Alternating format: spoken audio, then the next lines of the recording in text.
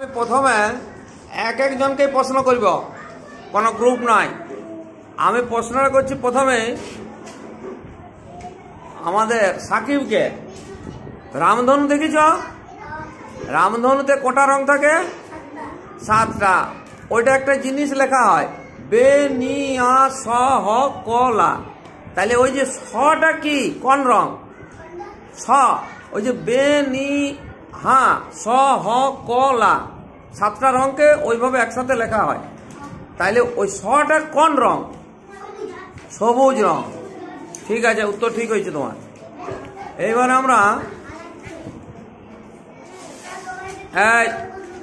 এইবার আমরা উদ্রিজার কাছে আসছি।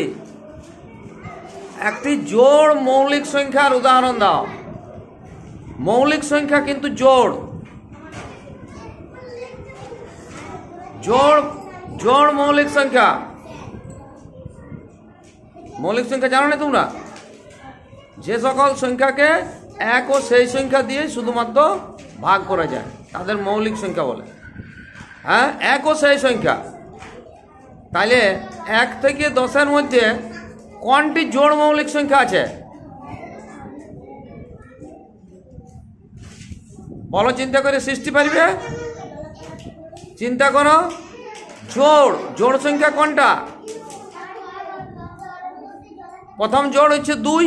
তাহলে এটা কি মৌলিক? এটা 1 আর 2 দিয়ে শুধুমাত্র 1 আর 2 দিয়ে ভাগ করে যায়। তাহলে এটা কি মৌলিক? তাহলে জোড় মৌলিক সংখ্যা কি? কত? কোন সংখ্যাটা?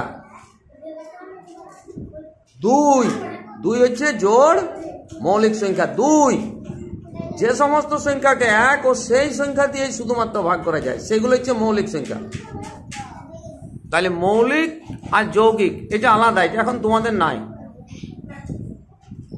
তুমি অন্য একটা বলো। সব থেকে এই 2 অঙ্কের সব থেকে বড় সংখ্যা কোনটি? হ্যাঁ, 99। আর 60 বলো। এক অঙ্কের সব থেকে ছোট সংখ্যা কোনটি? এক অঙ্কের ছোট সংখ্যা 1। ঠিক আছে, এইবার আমরা চলে আসছি সাহাদের কাছে। সাহাদ বলো। হ্যাঁ, আমি তোমাকে একটা প্রশ্ন দিচ্ছি। এই যে আমাদের গাছের পাতা খাদ্য তৈরি হয়, হ্যাঁ, তাহলে পাতাকে কি বলে? পাতাকে গাছের কি বলা হয়?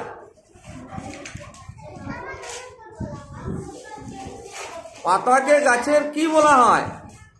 ওই যে বায়ুমণ্ডল থেকে কার্বন ডাইঅক্সাইড, পাতায় আছে ক্লোরোফিল, মাটির নিচ থেকে জল, হ্যাঁ, এবং সূর্যালোক নিয়ে পাতার মধ্যে খাদ্য তৈরি হয়।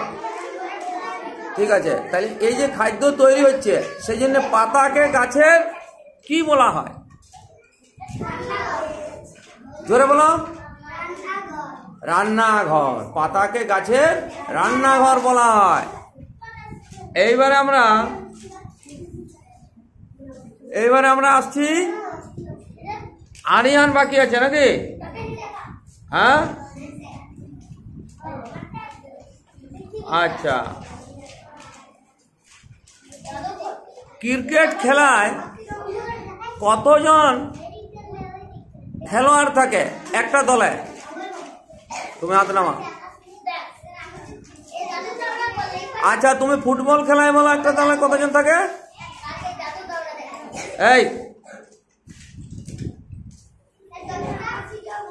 10টা না, বলো। 11 জন থাকে। ওইগুলি তুমি বাদ দাও। 11 জন প্লেয়ার, খেলোয়াড় বলেছি আমি, কোচ বলি নাই। আচ্ছা, এখন এইটা কি নাম ইয়ার? অরিজিৎ, এখন কি খেলা চলছে? এখন টিভিতে যে আমরা দেখছি ওগুলোকে কি বলে? ক্রিকেটের কি খেলা এগুলা জানো? এখন যে খেলাগুলো চলছে IPL, এগুলোকে এগুলোকে বলা হচ্ছে আইপিএল। তুমি একটা অন্য বলো, আমাদের জাতীয় পশু কোনটি?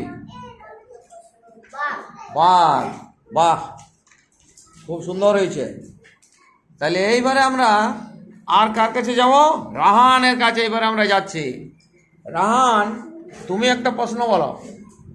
হ্যাঁ, তোমাকে আমি সহজ প্রশ্নের মধ্যেই ধরছি।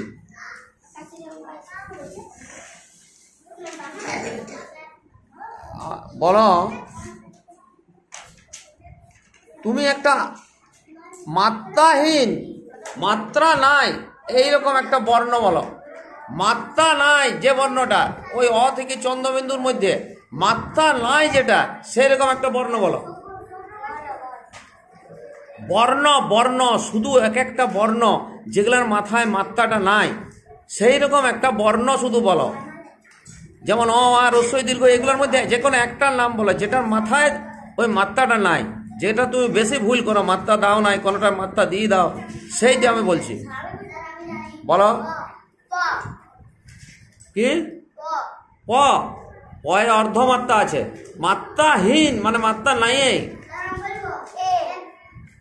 এ। খুব সুন্দর রাকেশ বলেছে। তুমি বলো। ও, ওও নাই। আর কি আছে? হ্যাঁ, ও, উঁ, ইয়, আর আছে ওই সেই অনুস্বার, বিসর্গ, চন্দ্রবিন্দু, খণ্ডত্ব, এইগুলোতে কোনো মাত্রা নাই, মাত্রাহীন। আর কতকগুলো আছে অর্ধমাত্রা, যেমন প, তালেব বস, খ, রি, থ। তাহলে এইগুলো হচ্ছে একটা ক্লাসে প্রশ্ন পড়েছিল তো তোমাদের, কোনটা মাত্রাহীন। হ্যাঁ, আচ্ছা, তাহলে এইবারে আমরা সৃষ্টির কাছে আর একটা প্রশ্ন নিয়ে যাই। সৃষ্টির কাছে আমরা একটা প্রশ্ন নিয়ে যাচ্ছি, একটা পরিবেশের প্রশ্ন। এই বিজ্ঞানে, পরিবেশ বা বিজ্ঞান, এই যে আমরা যে শ্বাস প্রশ্বাস এই সমস্ত লিখছি, নাক দিয়ে যখন লিখছি তারপরে আবার ছাড়ছি, তাহলে এই যে এরকম করে নিলাম, তখন আমাদের বায়ু থেকে কোন জিনিসটা নাক দিয়ে ঢুকছে? এই যে শ্বাসটা নেওয়ার সময় এটা কি ঢুকছে বায়ু থেকে? অক্সিজেন না কার্বন ডাইঅক্সাইড না নাইট্রোজেন? অক্সিজেন। আর যখন আমরা শ্বাসটা ছাড়িয়ে দিচ্ছি তখন ওদের কি মানে কোন গ্যাসটা বেরোচ্ছে? কার্বন ডাইঅক্সাইড না অক্সিজেন না নাইট্রোজেন? Carbon dioxide. খুব ভালো উত্তর হচ্ছে। এইবারে আমরা যাচ্ছি, এইবার আমরা রমেশের কাছে যাচ্ছি। রমেশের কাছে যাচ্ছে। রাত্রে বেলায় দেখা যায় এইরকম একটা, তুমি পাখির নাম বলো তো। হ্যাঁ, পেঁচা। বাহ, খুব সুন্দর হয়েছে। তাইলে তোমরা অঙ্কনের সাথে সাথে হ্যাঁ কিছু কুইজ আমার সাথে আলোচনা করলে। হ্যাঁ, ঠিক আছে, এখন অঙ্কন পরীক্ষাটি দাও।